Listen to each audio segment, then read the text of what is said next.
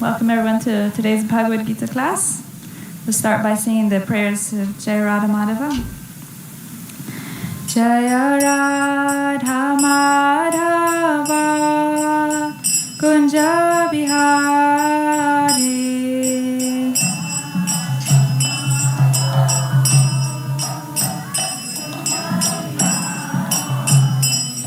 Jaya Radha Madhava Kunja Bihari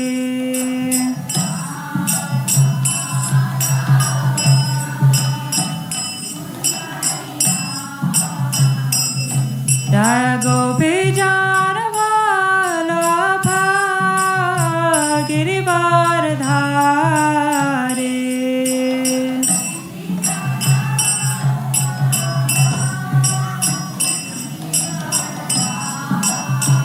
Yashodanandana Braja Jana Ranjana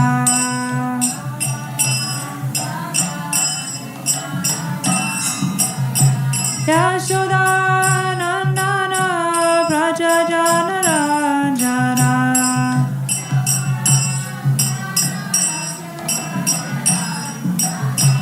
Yamuna Tira Vanachari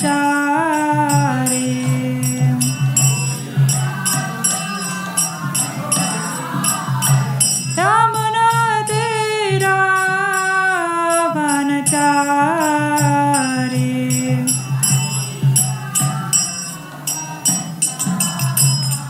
Jaya Radha Madhava Kunja Bihari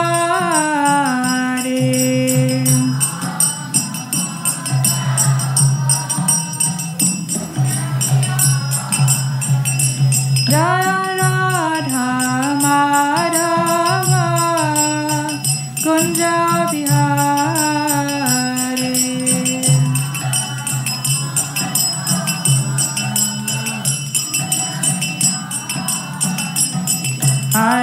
Hare Krishna Hare Krishna Krishna Krishna Hare Hare Hare Rama Hare Rama Rama Rama Hare Hare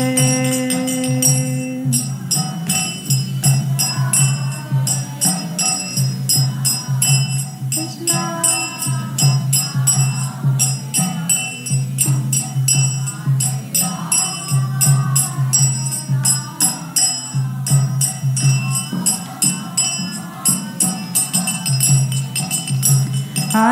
Hare Krishna Hare Krishna Krishna Krishna Hare Hare Hare Rama Hare Rama Rama Rama Hare Hare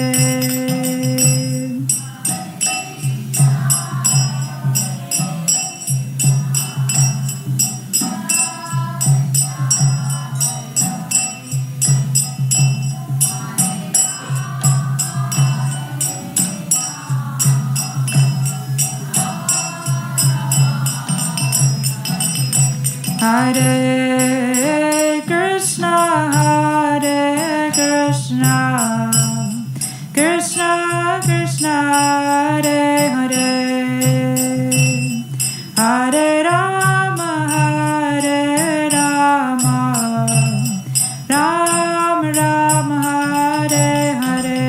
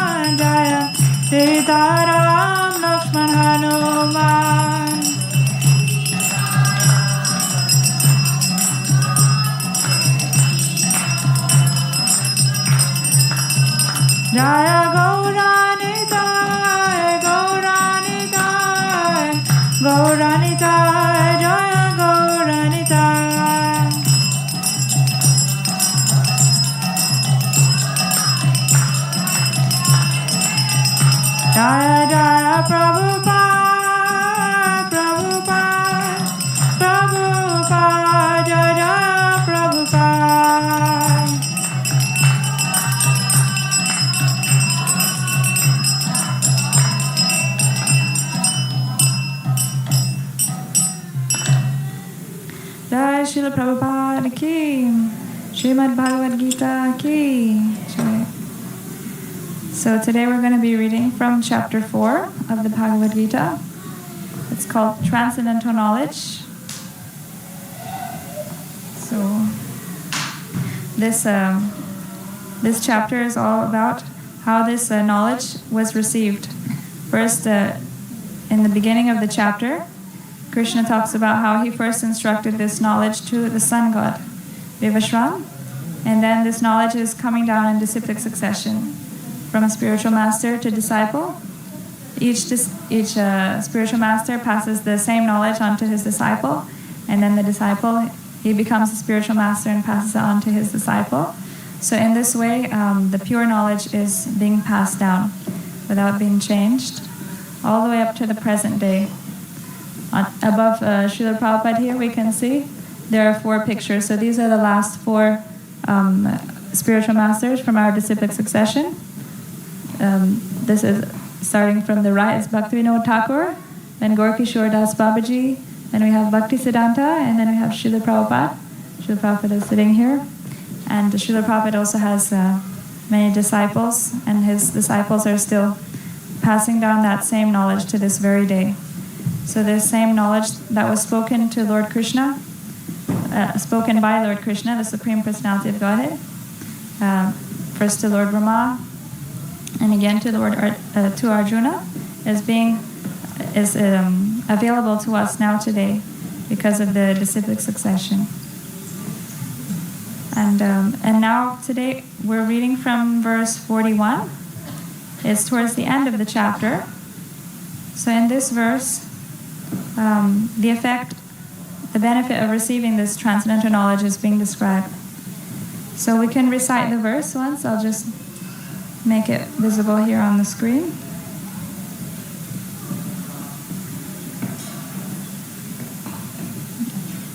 Okay, so you can all see the verse there. I'll recite one line, and then you can all repeat after me. Yoga sanyasta karmanam jnana sanchanna samshayam atmavantam na karmani nibadhnanti dhananjaya. Yoga sanyasta karmanam jnana sanchanna samshayam atmavantam na karmani nibadhanti dhananjaya. Yoga sanyasta karmanam jnana sanchanna samshayam atmavantam na karmani nibadhnanti dhananjaya. Somebody like to recite? Okay, we'll go for the word then. Yoga, by devotional service in karma yoga. Sannyasta, one who has renounced. Karmanam, the fruits of actions. Jnana, by knowledge. Sanchanna, cut. Samshayam, doubts. Atmavantam, situated in the self. Na, never. Karmani, works. Nibadhnanti, do bind. Dhananjaya, O conqueror of riches. Translation and purport by Swami Grace Srila A.C. Bhaktivedanta Swami Srila Prabhupada Ki Jai. One who acts in devotional service, renouncing the fruits of his actions, and whose doubts have been destroyed by transcendental knowledge, is situated factually in the self. Thus he is not bound by the reactions of work, O conqueror of riches. Purport.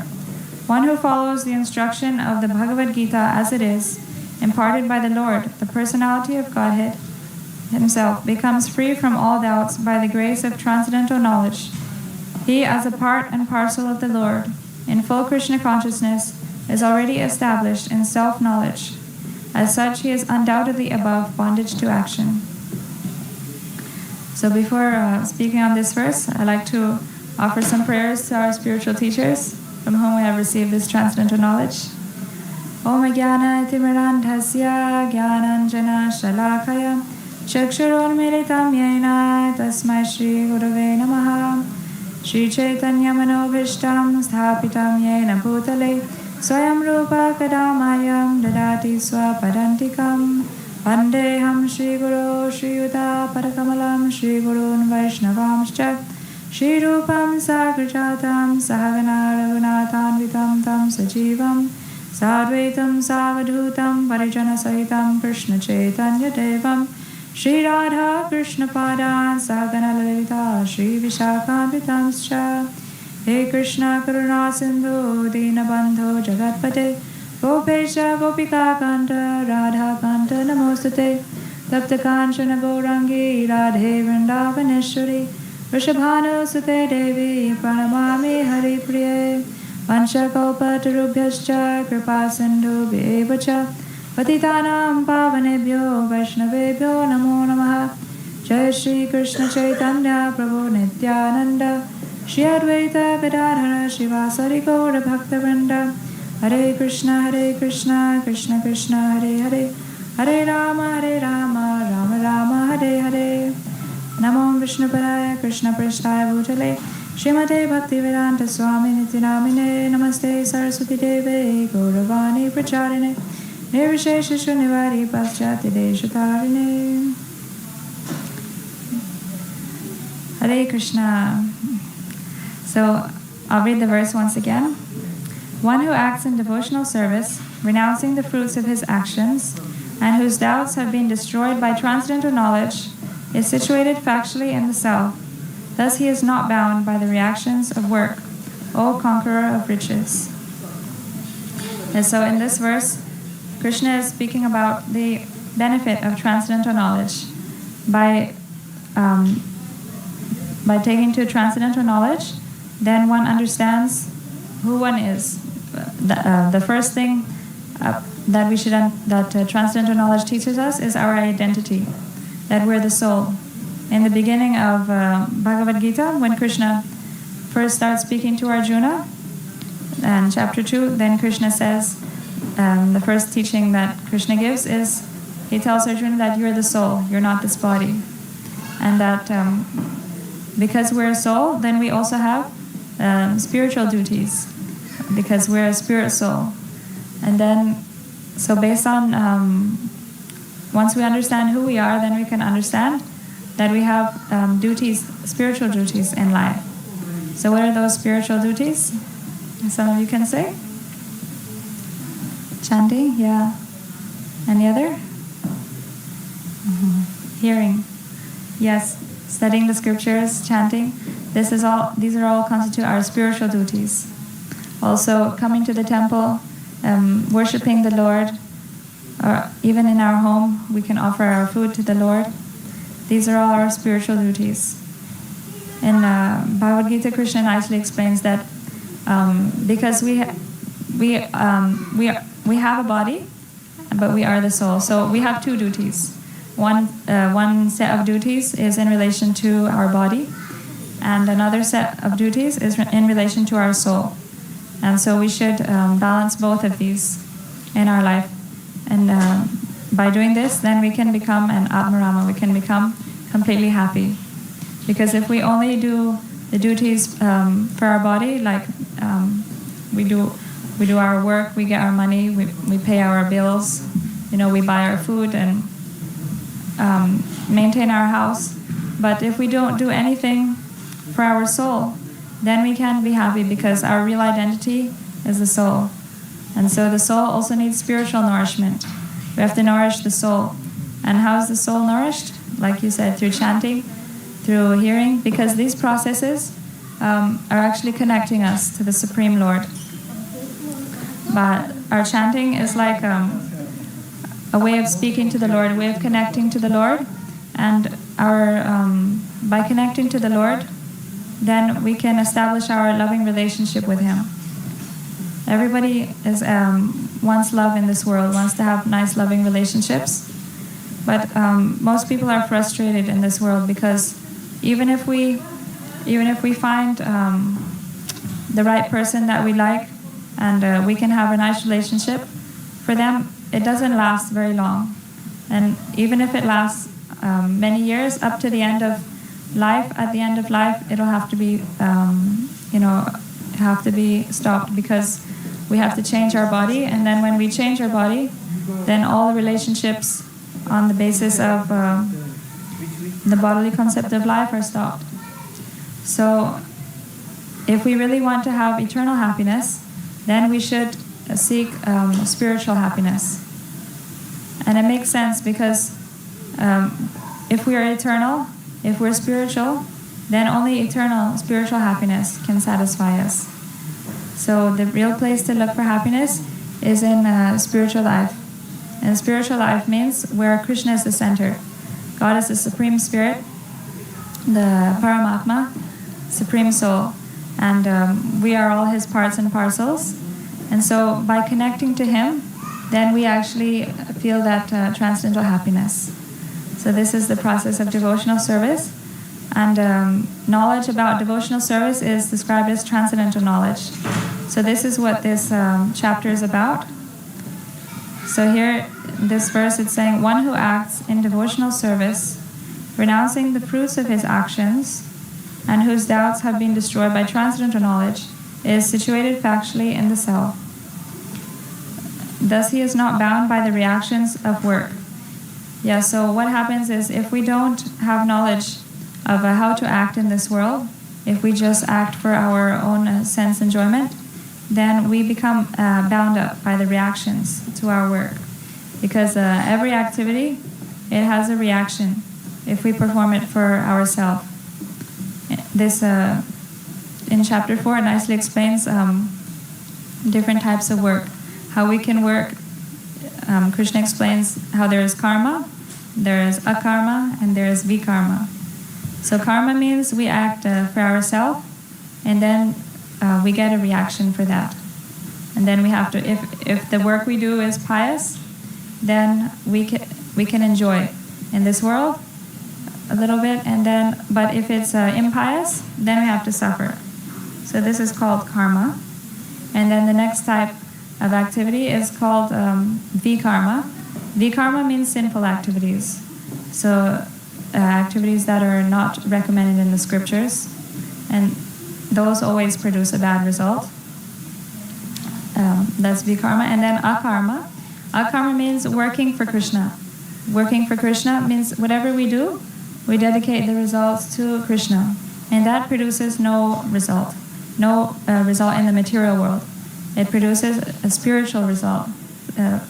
Rewards us with a spiritual happiness. So if we want to become free from the material world, then we have to stop this cycle of action and reaction, because this cycle binds us to this material world. And as long as we're in this material world, then we have to suffer, birth, death, old age, and disease, and all the different miseries that come with being in this world. So one who is a thoughtful person will think about, consider the situation here in the material world, that I have to work so hard just for, to maintain myself, and the happiness that I can actually get, material happiness is so little, and it's very temporary. And so, a thoughtful person will ask about, is there a better way to live? Is there a greater happiness that I can get? And then that's when such a person takes to transcendental knowledge. And this transcendental knowledge, as revealed in the Bhagavad Gita, teaches us that yes, there is an alternative way to live your life, and that is to dedicate our activities for the service of the Lord, for the pleasure of the Lord. And such activities, by performing such activities, then we become free. Here it says, by acting in devotional service, we're not bound by the reactions of work. And so then at the end of our life, we can go back to Godhead. So actually the human form of life is meant for this purpose. There are many species of life. And we as the soul, we're going into different species of life according to our desires. So sometimes we're born, as in the animal species. Sometimes we're born among plants. Sometimes as fish. And in these, there are so many different species that actually the practice of spiritual life is not even possible, because we don't have enough intelligence to understand. The animals, they can't understand that, about spiritual life, that there is a God and I should perform devotional service. They can't understand. So actually this human form of life is our chance to free ourselves from this cycle of repeated birth and death. So the scriptures,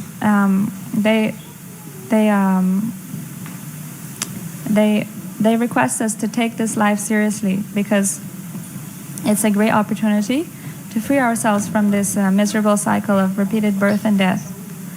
And so, we should take advantage of the wonderful teachings that are offered here by Lord Krishna in the Bhagavad Gita. You're all very fortunate because you are coming to the temple, so you already know about a little bit about the process of devotional service. You know about the devotees, about the Lord.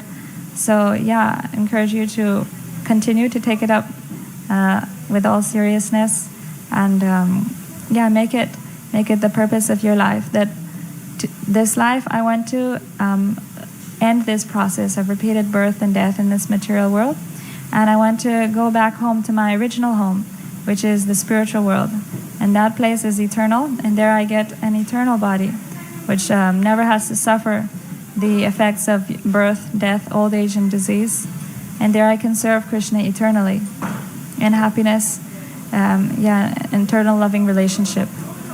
So actually this life is meant to reestablish that relationship with Krishna. And this is done primarily by hearing about the Lord. Because in order to love somebody, you need to know something about them. You can't love somebody who you know nothing about. So this process starts with primarily about hearing about Krishna.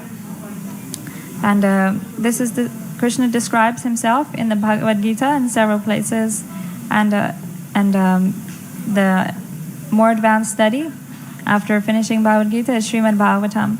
There Krishna's character, his qualities, his loving dealings with the devotees, his pastimes, they're all described very elaborately. And so by reading the Srimad Bhagavatam, then we can understand what a wonderful person Krishna is, what wonderful qualities he has, how kind he is to his devotees, how much he takes care of his devotees. And then we'll become attracted to him. And once we're attracted to Krishna, then we can actually dedicate ourselves to his loving service. And it is when we perform the service with love for Krishna, then we really get satisfaction from that service.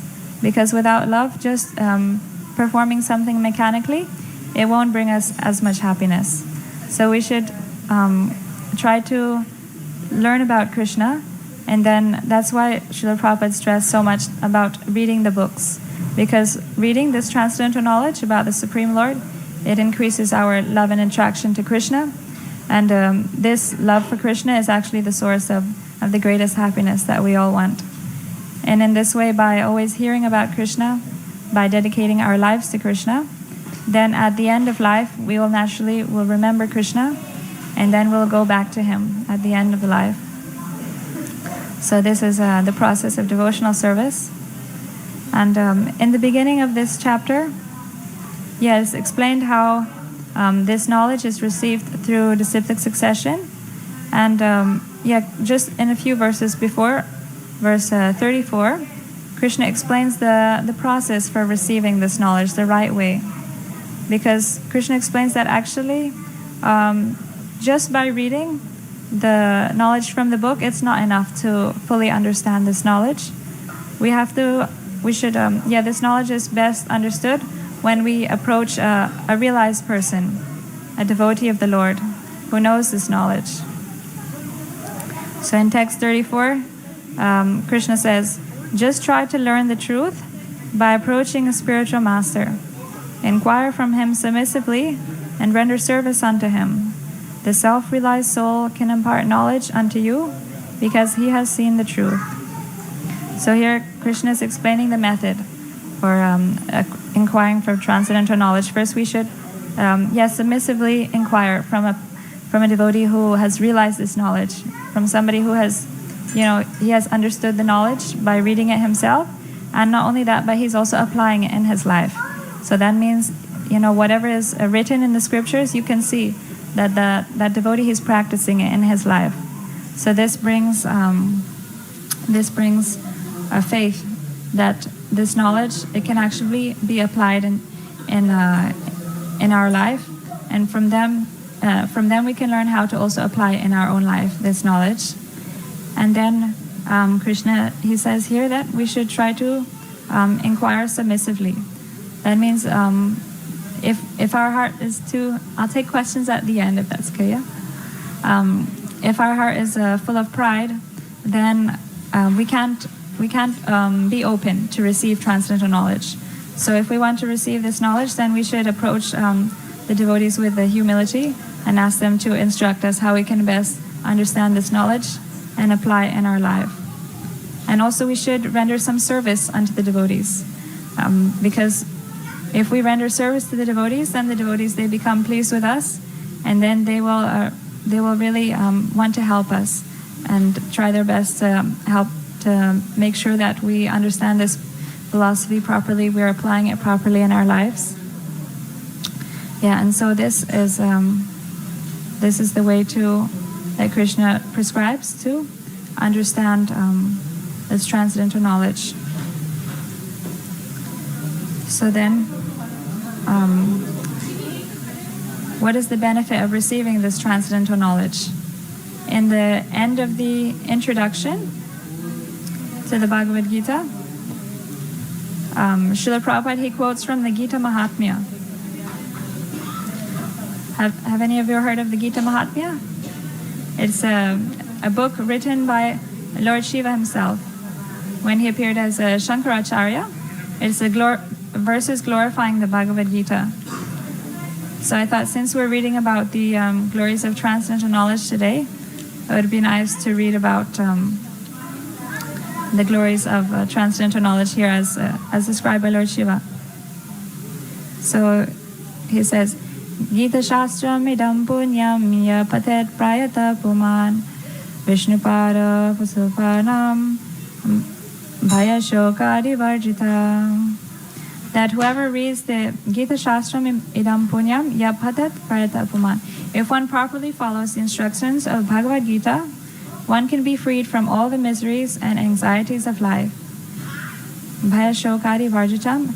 And one will be freed from all the fears in this life, and one's next life will be spiritual. And then there is also a further advantage. Gita dhyayana shilasya pranayama parasya cha naiva shanti papani purva janma kritani cha. If one reads Bhagavad Gita very sincerely and with all seriousness, then by the grace of the Lord, the reactions of his past misdeeds will not act upon him. So that was just what we were reading today.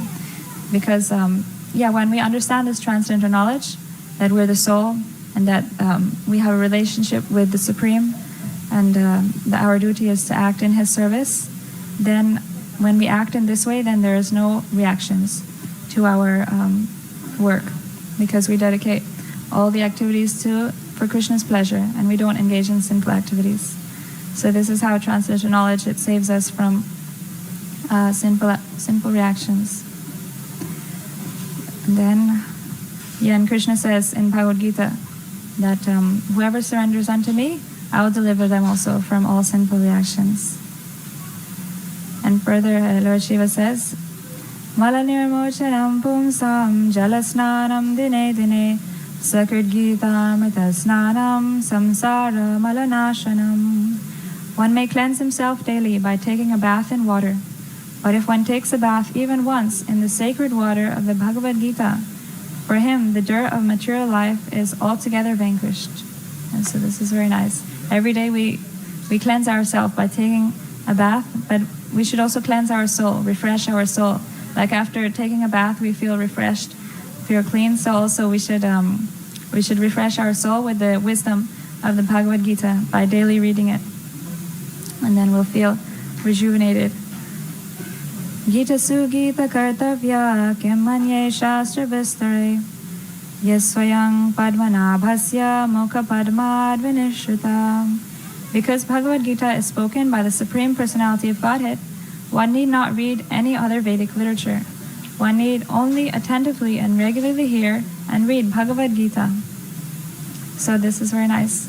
There are many Vedic literatures. So somebody may think like, there are so many books, how shall I start? There are so many different Puranas and this and that. I don't have so much time to read. But here it said that if we just read the Bhagavad Gita, then it's sufficient, because these are the words of the Lord for us. So in this book, this book is considered the essence of all the Vedic literature. So if we just read this one Bhagavad Gita, then our life will become perfect. We'll receive everything we need to know, and we'll receive the direct knowledge directly from the Lord Himself. And and so Shiva further says, Bharatamrita sarvasvam Vishnu bhaktrad vinishritam Gita gangodakam pitva punarjanmana vidyate. One who drinks the water of the Ganges attains salvation. So what to speak of one who drinks the nectar of the Bhagavad Gita? Bhagavad Gita is the essential nectar of the Mahabharata, and it is spoken by Lord Krishna himself, the original Vishnu. And then it gives Lord Shiva gives an analogy here in this next verse. Sarvopanishado gavo dugdha gopalanandana Partho vatsa sudhir bhokta dugdham gitamritam mahat. This Gita Upanishad, Bhagavad Gita, is the essence of all Upanishads. It's just like a cow, and Lord Krishna, who is famous as a cowherd boy, is milking this cow. Arjuna is just like a calf, and learned scholars and pure devotees are to drink the nectarian milk of the Bhagavad Gita. So just like milk is the best kind of food, so the knowledge, the wisdom of the Bhagavad Gita is the best kind of food for our soul. It gives our soul the greatest nourishment and spiritual strength. And finally it says, Ekam Shastram Devaki Putra Gitam Eko Devo Devaki Putra Eva Eko Mantrastasya Namani Yani Karamapyekam Tasya Devasya Seva. That Eka Shastram Devaki Putra Gitam, that if there is only one book that should be read, it's the Bhagavad Gita spoken by the son of Devaki, Lord Krishna. Eko Devo Devaki Putra Eva.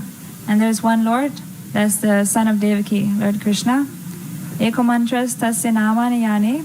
There should be one mantra, just the chanting of his holy names. Hare Krishna, Krishna Krishna, Hare Hare. Hare Rama, Rama Rama, Hare Hare. And Karamapyekam Tasya Devasya Seva. One kind of work that is service to him. So this is how this glorification of the Bhagavad Gita ends. So we should all take advantage of the wonderful instructions of Bhagavad Gita. And this edition of Bhagavad Gita is very special because it is written by a devotee of the Lord. And Srila Prabhupada, he has translated it as it is. That's why this Bhagavad Gita is known as Bhagavad Gita as it is, because Srila Prabhupada, he presents the teachings of Krishna as he speaks them. Because many different people, they present the teachings of Bhagavad Gita in a different way. They change the meaning to suit their own purposes. In the introduction also, Srila Prabhupada says that Bhagavad Gita should be understood as Krishna has spoken it himself, as Krishna intended it to be understood. Just like when we take a medicine, we shouldn't take the medicine on the advice of a friend, or according to how we think the medicine should be taken. We should take the medicine according to the advice of the physician. So similarly, the words of Bhagavad Gita, in order to be effective, they should be understood from as Krishna spoke them exactly, not according to somebody else's wrong interpretation. And from the devotees of the Lord, who are like the physicians, they understand the words of Krishna and they explain them exactly as Krishna wants us to understand them. So that's why this Bhagavad Gita is special, because it's spoken, it's presented as it is, and then the purports, explanations, Srila Prabhupada gives is explaining the meaning of, the true meaning of what Krishna is speaking according to knowledge he has received also from the disciplic succession. So this is all authorized and bona fide. And so I hope that you will all be inspired to read the Bhagavad Gita every day. Do you all have the Bhagavad Gita? No? If you just read, did you know that if you just read 2 pages of Bhagavad Gita every day, you'll finish the whole Bhagavad Gita in 1 year? So that's doable, right? Who can read 2 pages of Bhagavad Gita every day? Yeah? Wonderful. It only takes like 10 minutes to read. You can all do 10 minutes a day, right? And then we receive the benefit, so much benefit that we just read. We become free from the cycle of birth and death. We awaken our love and attachment for Krishna. We bathe our soul. We feel refreshed. So now I'd like to open up for questions. We have 15 minutes before the Aarti. If anybody has any questions, you can please feel free to ask. Or if you want to share anything, please feel free to share. Yeah. Sorry? Oh, today's festival. Sure, yeah, I can say something. So today we're celebrating the festival of Dussehra, the burning of Ravana. So in the field they have a big statue of Ravana where they're burning. So Ravana, he was a demon that he stole away Lord Ram's wife. So Lord Ram, who we see here on the altar, we have Ram in the middle, and then on Ram's right is Lakshman, and on his left is Sita. So Sita is his wife, and Ravana he kidnapped Sita. So Ram, in order to take back his wife, he tried different ways, to request Ravana by sending his messengers to please give back his wife, but Ravana, he wouldn't. So then there was no alternative but for war.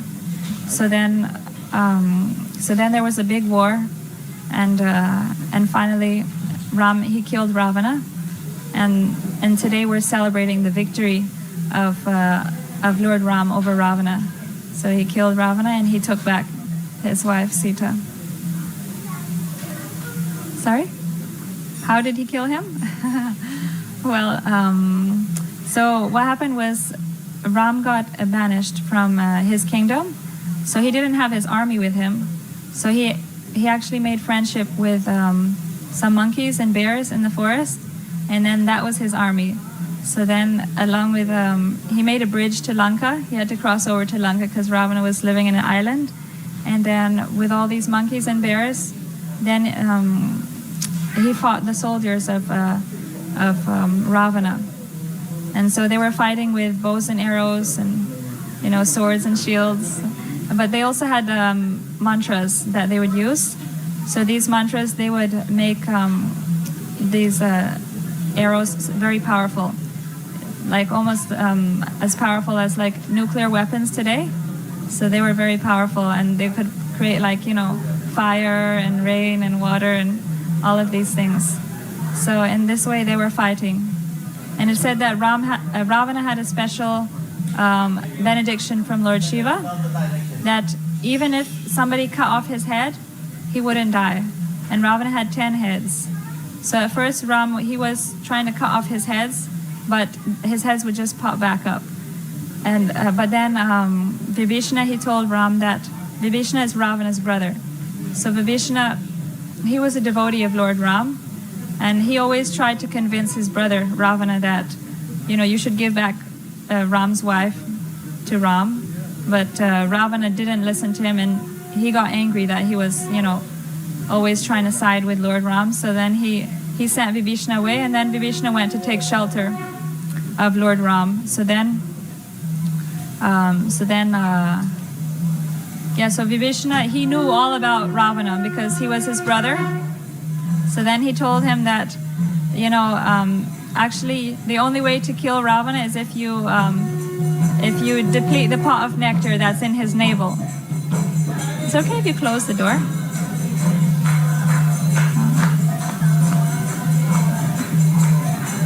Somebody can close the door, then it'll be quieter.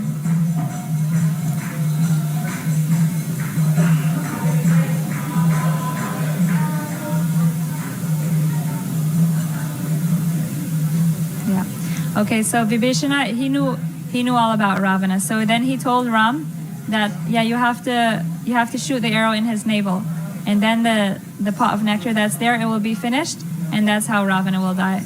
So then that's how Ravana got killed in the end. Ram shot an arrow in his navel, and then Ravana was killed. So that's how Ravana was killed. Yeah. Okay. Ravana also, we also celebrate this festival today to pray to Lord Ram that to also kill within our hearts the demon, because in our hearts it said that we also have different bad qualities. Like Ravana represents lust and envy. So when on this day we pray to Lord Ram to also kill the lust and envy in our heart that Ravana represents. And so on this day we can pray to Lord Ram to remove those qualities from our heart. Does anybody have any other questions?